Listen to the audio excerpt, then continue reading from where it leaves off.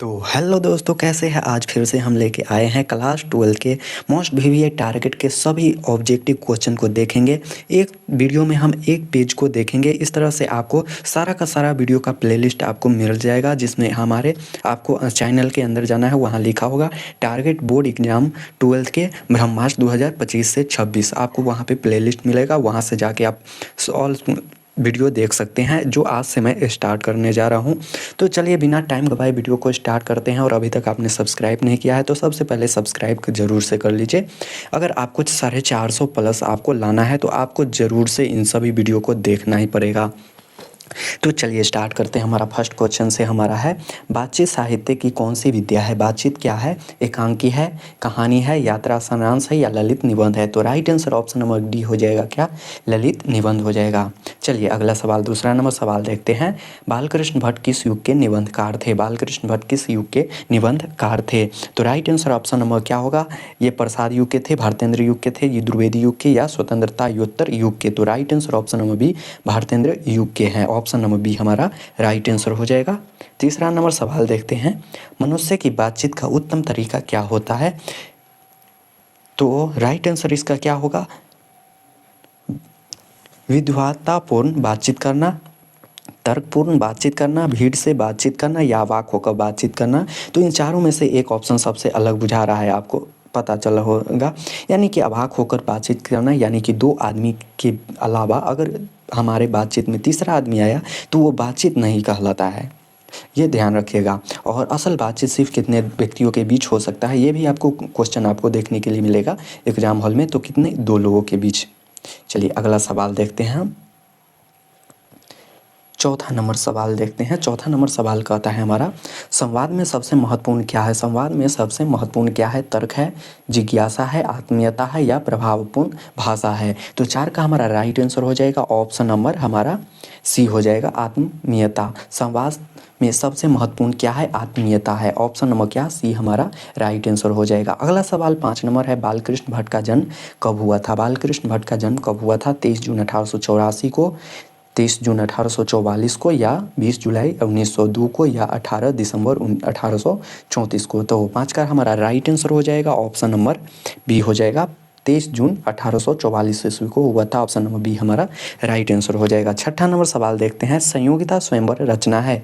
संयोगिता स्वयंवर किसकी रचना है, अल्प कृष्ण भट्ट की, प्रताप नारायण मिश्रा की, श्रीनिवास दास की या मैथिली शरण गुप्ता की।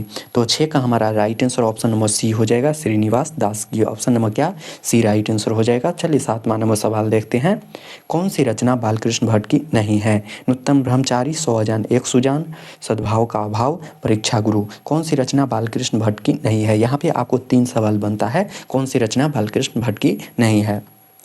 तो ये आप हटा दीजिए, इसका राइट आंसर क्या, परीक्षा गुरु होगा। और बाकी बात जो तीनों है, जो नूतन ब्रह्मचारी, 100 अजान एक सुजान, सद्भाव का अभाव, ये तीनों रचना बालकृष्ण भट्ट की है। तो याद रखिएगा, आपको पूछेगा 100 अजान एक सुजान किसकी रचना है, और 4 ऑप्शन दिया रहेगा, श्रीनिवास, बालकृष्ण भट्ट, आलम अलकृष्ण भट्ट या मैथिली शरण गुप्ता। क्या आपको मारना है, बालकृष्ण भट्ट। याद रखिएगा, यहाँ पे 3 ऐसे सवाल, एक सवाल आपको एग्जाम में ज़रूर देखने के लिए मिलता है। चलिए 8वां नंबर सवाल देखते हैं, कौन सी रचना बालकृष्ण भट्ट की है। रेल का विकट खेल, कछुआ धर्म, रेणुका या प्रचय विद्या।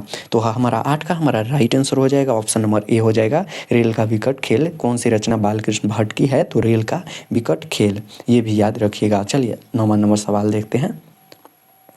चलिए 9वां नंबर सवाल कहता है हमारा, बालकृष्ण भट्ट ने कौन सा मानसिक पत्र निकाला था। कौन सा मानसिक पत्र निकाला था, प्रताप है, कर्मवीर है, हिंदी प्रदीप है या ज्योतिष सना है।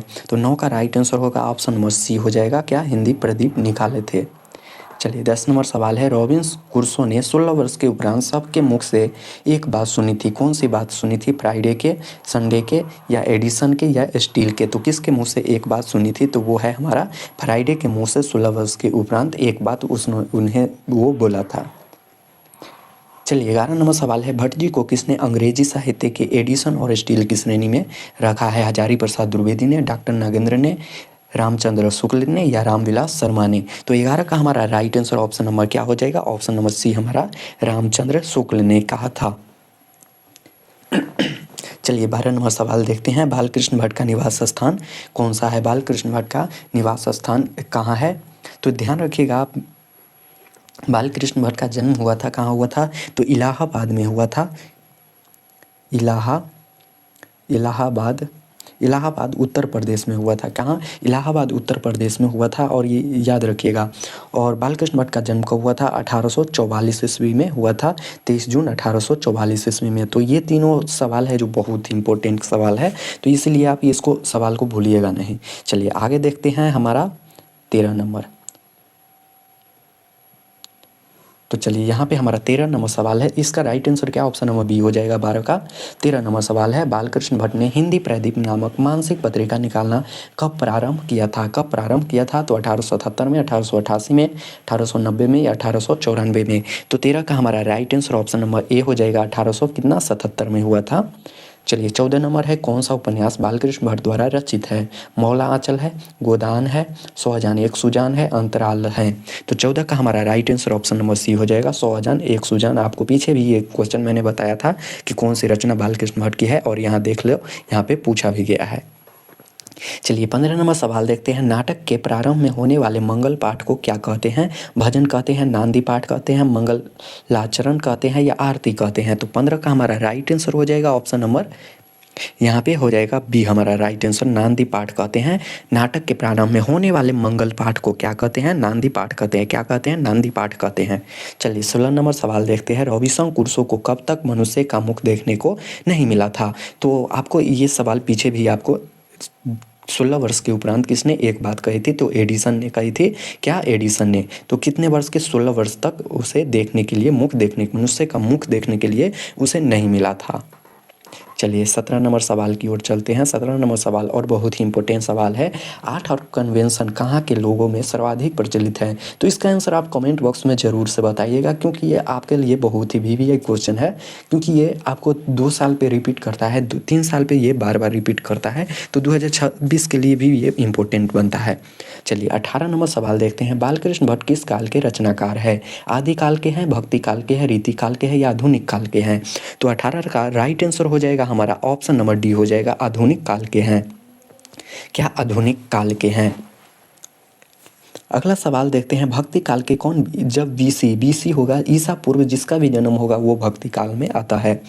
चलिए 19 नंबर सवाल देखते हैं, हिंदी कहानी के विकास में मील का पत्थर कौन सी कहानी मानी जाती है? मील का पत्थर उसने कहा था पंच परमेश्वर, पुरस्कार, या मंगल। तो कौन सी है? तो 19 का हमारा राइट आंसर हो जाएगा ऑप्शन नंबर ए, उसने कहा था। हिंदी कहानी के विकास में मील का पत्थर, यहाँ पे मील का पत्थर जब भी बात किया जाए तो उसने कहा था।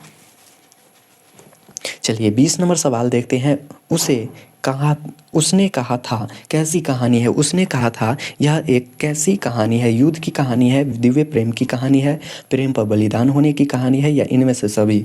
उसने कहा था आपको सभी तरह के आपको मिल जाएंगे। वो एक युद्ध भी है, एक प्रेम की भी कहानी है, और उसमें प्रेम पर बलिदान भी हुआ है, उस पर भी कहानी है। राइट आंसर क्या? ऑप्शन नंबर डी हो जाएगा राइट आंसर। चलिए अगला सवाल हम 21 नंबर सवाल देखते हैं। 21 नंबर सवाल कहता है, गांव का घर का कवि कौन है? गांव का घर का कवि कौन है? ज्ञानेंद्र पति है, मल्यज है, नरेश सक्सेना है, या त्रिलोचन है? तो 21 का हमारा right answer option number A हो जाएगा, ज्ञानेंद्र पति। गांव का घर का कवि है ज्ञानेंद्र पति, याद रखिएगा। चलिए आगे देखते हैं 22 नंबर सवाल की ओर। उसने कहा था किस प्रकार की कहानी है? चरित्र प्रधान है, कर्म प्रधान है, धर्म प्रधान है, वात्सल्य प्रधान है? तो क्या है? तो 22 का हमारा right answer option number B हो जाएगा, कर्म प्रधान है। चलिए 23 नंबर सवाल देखते हैं, उसने कहा था कहानी के नायक है। उसने कहा था कहानी के नायक कौन है? लाहना सिंह है, बोधा सिंह है, वजीरा सिंह है, हजारा सिंह है। तो सबसे ज़्यादा बार किसकी चर्चा हुआ है उसी को हम क्या? नायक कहते हैं, यानी कि जो मेन किरदार रहेगा उसी को हम क्या?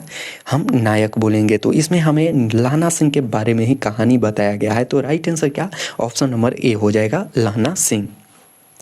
चलिए 24 नंबर सवाल देखते हैं, उसने कहा था कि इस वर्ष की रचना है। उसने कहा था यह कहानी है जो रियल है, जो बुक में दर्शाया गया है 1915 में, 1920 में, 1922 में, या 1925 में। तो ये है जो दर्शाया गया है 1915, जो द्वितीय विश्व युद्ध, प्रथम विश्व युद्ध के बारे में है, जो लाहना सिंह लड़ने गया था।